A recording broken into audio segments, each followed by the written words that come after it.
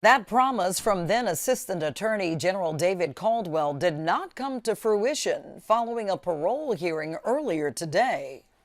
Good luck and have a good life. Thank you. A man sentenced to 90 years in prison for the KK Corner killings has been granted parole. Good evening, I'm Cynthia Arsenault. Thanks for joining us tonight. Thomas Cisco was originally found guilty of first-degree murder and sentenced to die for the deaths of 3 people. But his conviction was thrown out. Then in 2010, he pleaded guilty to 3 counts of manslaughter and was sentenced to 90 years in prison. The brutal murders happened in 1997 at the KK Corner convenience store in Lake Charles. Stacy Reeves, Marty LaBeouf, and Nicole Guidry were found shot to death in the store's cooler. Cisco was 41 years old when he was sentenced for manslaughter in 2010.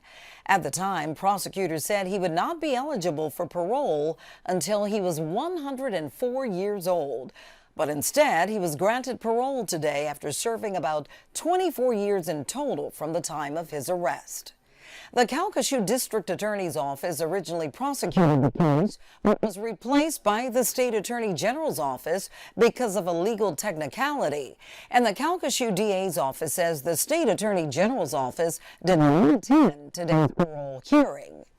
New tonight, we have an inside look at that parole hearing with video and sound from the hearing. Here's KPLC's Barry Lowen. In your situation, you have a golden ticket. You had a 90-year sentence staring in the face, and you got your early release. Thomas Frank Cisco is 54 years old and would have been released in 2088 had he served his full 90-year sentence. For the record, how long you served on this sentence? I've served 24 years and 6 months. Cisco always claimed he was not the one who shot the 3 victims. I held the gun on him and stood there and watched while the shooter did what he did. The victims' families were in support of Cisco's early release. This is unique, at least for me, in the sense that the victims' family members, they're not opposed. I mean, they're actually rooting for you because they don't see you as the shooter. Nicole Guidry was only 14 when she was murdered. Her sister Connie Trahan spoke on Cisco's behalf today. Cisco has served time for his role in this crime. I don't feel that he's an ongoing threat to my family. I wouldn't. It does comfort me, unfortunately, I'm sorry, but to see that he does have remorse for this and he does feel this pain, because there are very many people affected by this. I'm not going to oppose for his possible release. Thank you. Thomas Cisco says he is remorseful for the part he played in the crime and that he is a changed man. I'm sorry for what happened and will regret the choices I regret the choices I made for the rest of my life. I will live with the nightmares I have for the rest of my life as well. I'm not the same person that came to jail 24 years ago. That man used drugs, lived the street life. The man I am today, I'm clean, drug-free, have God in my life and in my heart, and have remorse.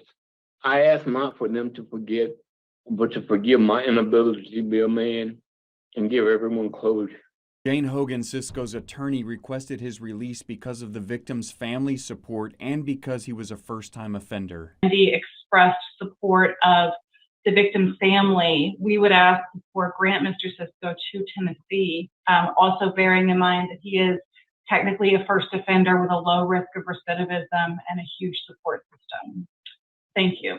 The parole board members Alvin Roche Jr., Pearl Wise, and Tony Marabella unanimously voted to release Cisco. Good luck and have a good life. In Lake Charles, Barry Lowen, 7 News. At last word, Thomas Cisco was still held at Angola.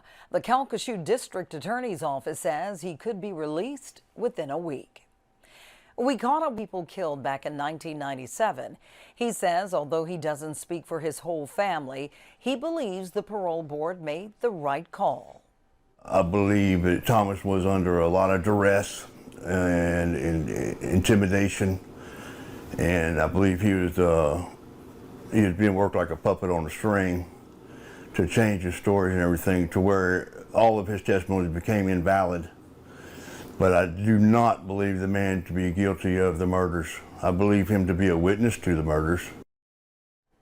Those who fought for Cisco to pay for his crimes are outraged with the parole board's decision. Our team coverage continues tonight. Jade Morrow joins us live with their reaction.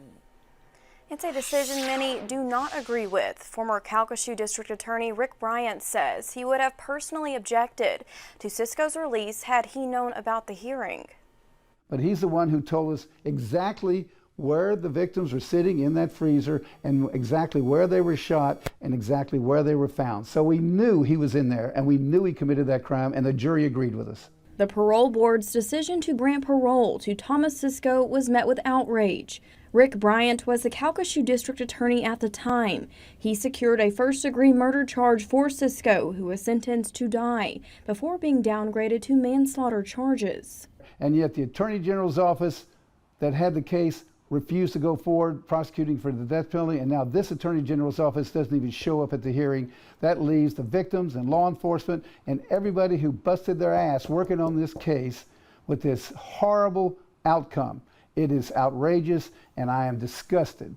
Current Calcasieu Parish District Attorney Stephen Dwight says they were equally as shocked. We were shocked that there was a vote of 3-0 to release this man who had really violently killed 3 of our citizens here in Calcasieu such a long time ago. Dwight says the Attorney General's office didn't stay true to its word.